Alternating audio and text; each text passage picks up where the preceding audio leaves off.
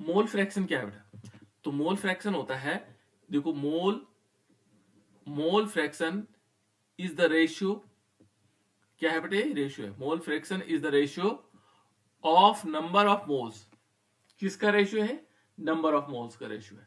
देखो mole fraction is the number of, sorry, mole fraction is the ratio of number of moles of one component, एक तो one component है, और to the total number of moles solute plus solvent present in the solution. यहां दो का ratio है बेटे। एक तो हमें कंपोनेंट लेना है।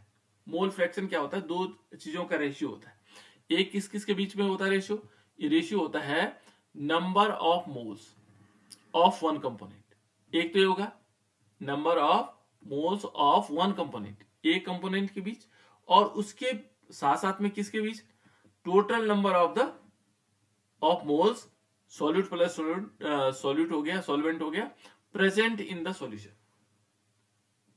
यहां पर क्या आएगा? टोटल नंबर ऑफ मोल्स, ठीक है ना, प्रेजेंट इन द सॉल्यूशन। इन दोनों के बीच का रेशियो होगा number of moles of one component, एक कंपोनेंट का होगा, और जो उसके अंदर जितने सॉल्यूट और सॉल्वेंट होगा जो सॉल्यूशन में होगा, उनके बीच का रेशियो होगा, ठीक है ना। और उसको हम ऐसे लिख सकते हैं, देखो कैसे? Mole fraction of a component is equal to क्या आएगा? Number of moles of the component, ठीक है ना। और बटे में क्या आ जाएगा? देखो total number of moles of all components. अब मोल्स क्या होता है बेटा? मान लीजिए हमारे पास, इसको समझने के लिए ऐसा होता है कि मान लीजिए हमारे पास दो कंपोनेंट है। एक है ए कंपोनेंट, इसको हम एक्स से डिनोट करते हैं बेटा, ध्यान रखना। जो मोल फ्रैक्शन होता है उसको हम एक्स से डिनोट करते हैं। इस सिंबल क्या है इसका? एक्स। मोल फ्रैक्शन का सिंबल क्या है? एक्स। हाँ राइट, है ना। मोल फ्रैक्शन का सिंबल है एक्स। तो हमने क्या करना है, देखो बेटा, इसमें ये एक्स हमारे पास क्या है? Mole fraction. अब हमें मान लीजिए हमारे पास ए और बी है। माना सॉल्यूशन में क्या होता है? एक सोल्यूट होता है। क्या होता है बेटा सॉल्यूशन में? क्या होता है? सॉल्यूट और सॉल्वेंट। देखो, है ना। सॉल्यूशन में क्या होगा? दो चीजें होती हैं। एक तो होता है सॉल्यूट, और प्लस क्या होता है? दूसरा सॉल्वेंट होता है।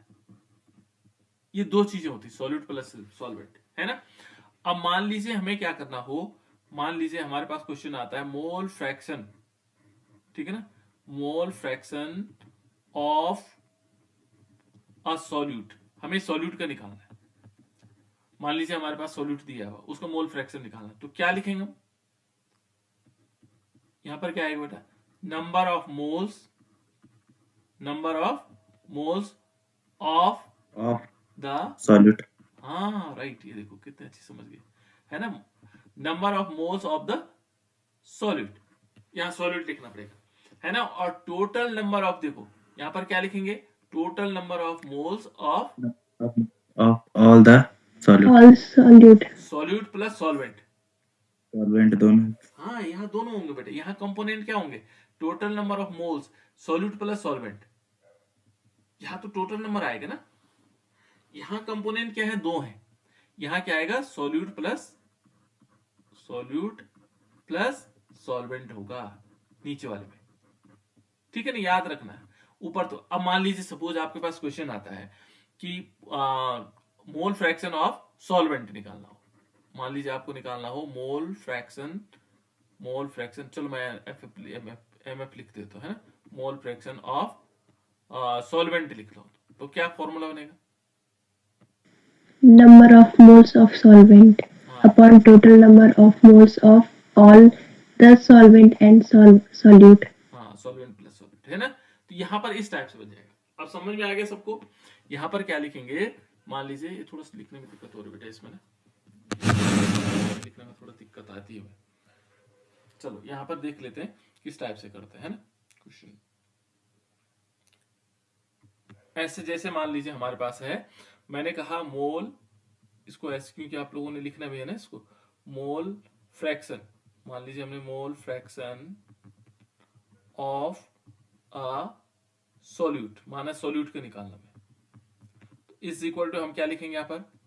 यहाँ पर लिखेंगे number of moles of the solute, क्योंकि हम सॉल्यूट का निकाल रहे हैं ना, सॉल्यूट अपॉन क्या आ जाएगा, देखो ये आएगा टोटल नंबर, यहां पर क्या होगा, टोटल नंबर ऑफ मोल्स, ठीक है ना, of moles of all the, यानी कि ऑल, या number of solute plus solvent भी लिख सकते हैं बेटा, है ना। यहां पर ऑल न लिख करके सीधे ऑल कंपोनेंट की जगह हम क्या लिखें, ऑफ सॉल्यूट प्लस सॉल्वेंट, ठीक है ना, ऐसा भी कर सकते हैं, ऑफ सॉल्यूट प्लस सॉल्वेंट, ठीक है ना, इसकी जगह ऐसा लिख सकते हैं। दूसरा यदि हमें क्या निकालना हो, मान लीजिए निकालना, यहां पर निकालना पड़े हमें मोल फ्रैक्शन, मान लीजिए निकालना पड़े मोल फ्रैक्शन ऑफ सॉल्वेंट, मान लीजिए सॉल्वेंट निकालना पड़ेगा, सॉल्वेंट, तो हम क्या लिखेंगे, देखो यहां पर क्या आएगा, नंबर ऑफ मोल्स, क्या होगा बेटा, मोल्स ऑफ द solvent, बिल्कुल यहां पर आएगा सॉल्वेंट, अपॉन क्या होगा, total number of moles of solute plus solvent, बिल्कुल total number of moles of solute plus solvent, है ना, सॉल्यूट प्लस सॉल्वेंट, इस टाइप से हमारे पास आ जाएगा। अब देखो ये तो हमारे पास फॉर्मूले हैं, लेकिन यदि हमें फॉर्मूले के फॉर्मेट में लिखना हो, फॉर्मूले के फॉर्मेट में लिखना हो, तो इस ऊपर वाले को देखो, यहां क्योंकि मोल फ्रैक्शन को हम किससे डिनोट करते हैं, x से, हाँ, और बच्चे बताओ बेटा किससे डिनोट करते हैं,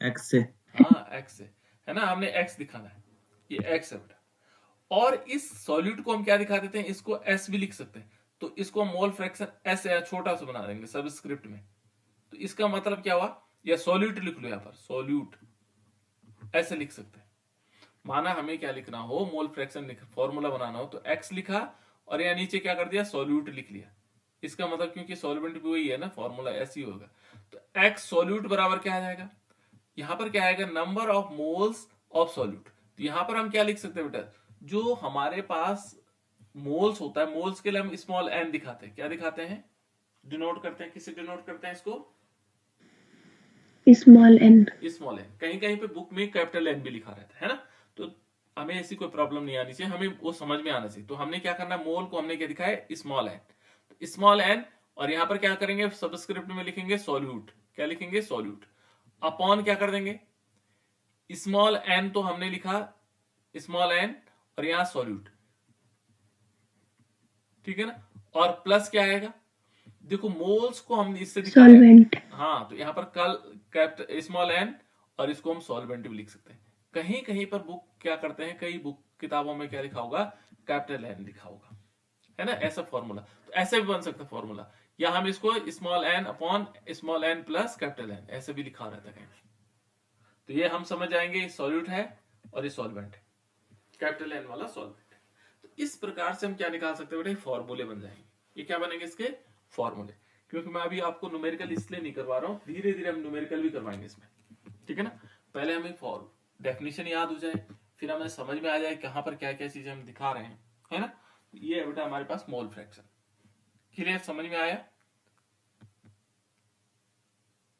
इतनी बात समझ में आई बेटा, yes sir, अब एक ही बच्चा बोल रहा है, बाकी बच्चे बोल ही नहीं रहे, और बच्चों को समझ में आ रहा है या नहीं आ रहा है, आ रहा सर, आ रहा है ना, ठीक है, नहीं आएगा फिर दोबारा बताएंगे। उसके बाद है बेटा मोलरिटी, जिसको 12th वाले बच्चे बहुत आसानी से मोलरता बोलते हैं जिसको, है ना, तो यहाँ हमें याद नहीं रखना, ये मोलरिटी है ना, तो मोलरिटी क्या होता है बेटा, किसी की याद है, sir, the number of moles of solute dissolved in per unit liter of solution, good, देखो इस बच्चे ने बहुत अच्छी तरह कहा है ना, देखो बेटा यहाँ पर मोलरिटी क्या हो सकती है, ये देखो number of moles of solute, देखो ये है बेटा number of moles of solute dissolve in 1 litre of solution. ठीक है ना, यहां जो मोलरिटी होते बेटा इसको हम डिनोट करते हैं किससे, कैपिटल एम से। ठीक है ना, तो molarity M is defined as, है ना, इसको लिखने की जरूरत भी नहीं है वैसे। ठीक है ना, हम यहां से कर सकते हैं the number of moles of solute dissolve in 1 litre of solution, या 1 सेंटीमीटर क्यूबिक, है ना, ये देखो 1 क्यूबिक डेसीमीटर, है ना, इसको भी लिख सकते हैं। लेकिन हम सिंपल परिभाषा, पहले सिंपल वे में चलेंगे। हम यहां से कर सकते हैं द नंबर ऑफ मोल्स, यानी कि इसमें क्या होगा बेटा, 1 लीटर हमारे पास सॉल्यूशन है। क्या है बेटा, 1 लीटर सॉल्यूशन, ये 1 लीटर सॉल्यूशन हमारे पास है ना, ये 1 लीटर सॉल्यूशन है, यहां तक भरा 1 लीटर, ये 1 लीटर सॉल्यूशन। और इस 1 लीटर सॉल्यूशन में क्या होगा, जितने मोल्स होंगे किसके, सॉल्यूट के जितने मोल्स होंगे वो क्या कहलाएगा, उसकी मोलरिटी ठीक है ना,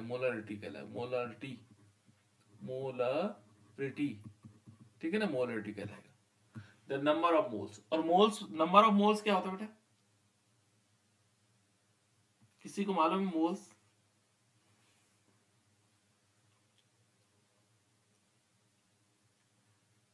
मोल्स किसी को नहीं मालूम। मान लीजिए हम कहें मोल्स ऑफ सॉल्यूट, मान लीजिए हमने कहा मोल्स ऑफ सॉल्यूट, यहां पर हमारे पास आया मोल्स ऑफ सॉल्यूट, याद रखना इसको, है ना, मोल्स ऑफ सॉल्यूट। तो मोल्स ऑफ सॉल्यूट क्या हो सकता है, सॉल्यूट के कण। नहीं, मोल्स ऑफ सॉल्यूट होता है बेटा मास ऑफ सॉल्यूट, इसको हम कह सकते हैं मोल्स, यहां पर आएगा mass of solute, mass of solute है बेटा, और अपॉन क्या आ जाएगा, molar mass of solute, molar mass of solute. मैं बताता हूं अभी क्या है ना, सॉल्यूट,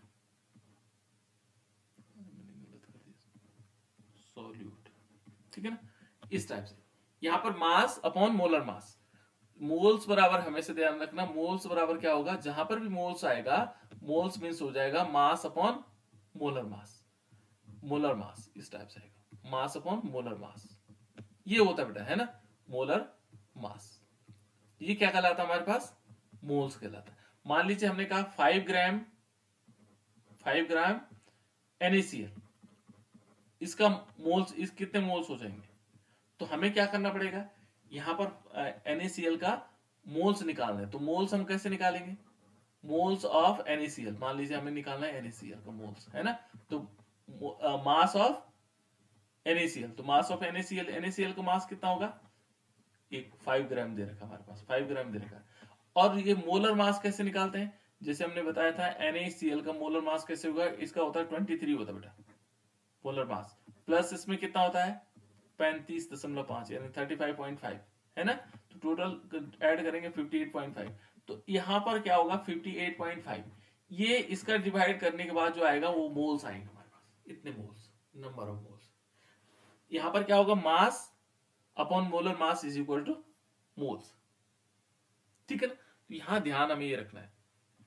तो मोलरिटी बराबर इक्वल क्या होगा, यहां पर यदि मोलरिटी निकालनी होगी तो मोलरिटी इज इक्वल, ये देखो molarity is defined as the number of moles of solute dissolve in 1 litre of solution.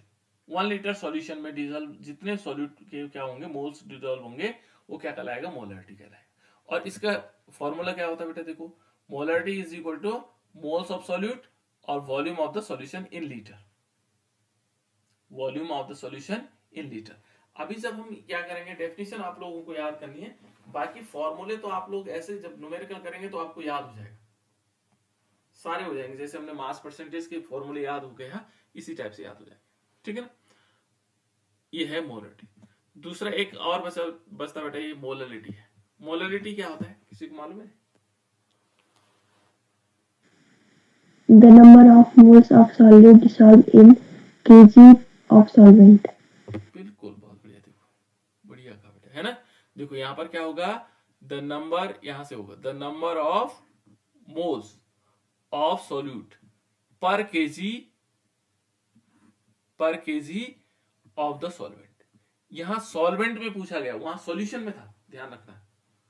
यहां क्या था? दोनों एक ही चीज है। देखो यहां पर क्या था, द नंबर ऑफ मोल्स थे, the number of moles of solute. वहां क्या था, पर लीटर था। देखो यहां पर यदि हम ऊपर देखेंगे इसको तो यहां क्या था, देखो नंबर, ये देखो number of moles of solute dissolve in 1 litre of solution. यहां 1 लीटर सॉल्यूशन में डिजोल्व था। यहां पर क्या होगा, देखो the number of moles of solute पर केजी, 1 केजी क्या है ऑफ द सॉल्वेंट में। यहां पर सॉल्वेंट में, वहां सॉल्यूशन में था, वहां 1 लीटर सॉल्यूशन में था, और यहां क्या है, तो ये जो है पर किलोग्राम ऑफ द सॉल्वेंट में, ये सॉल्वेंट है, वहां सॉल्यूशन था बेटा, ये ध्यान रखना बस। ठीक है ना। तो यहां इसको हम किससे डिनोट करते हैं बेटा, स्मॉल एम से। मोलरिटी को किससे डिनोट करते हैं, स्मॉल एम से। तो स्मॉल एम से हम डिनोट करते हैं इसको मैं सही कर दूंगा, ये यहां से शुरू डेफिनेशन करेंगे, ये वाला फालतू की चीजें हटा देंगे इसमें से, है ना। तो इस प्रकार से आ जाएगा। तो देखो बेटा मोलरिटी क्या हो जाएगा, मोलरिटी इज इक्वल टू क्या होगा, मोल्स ऑफ सॉल्यूट, देखो मोल्स ऑफ सॉल्यूट और मास ऑफ द सॉल्वेंट, देखो mass of solvent in KG, देखो यहां पर मास ऑफ सॉल्वेंट हो जाएगा, उसमें दूसरा डेफिनेशन था। तो इस प्रकार से हम क्या कर सकते हैं, इन डेफिनेशन को याद कर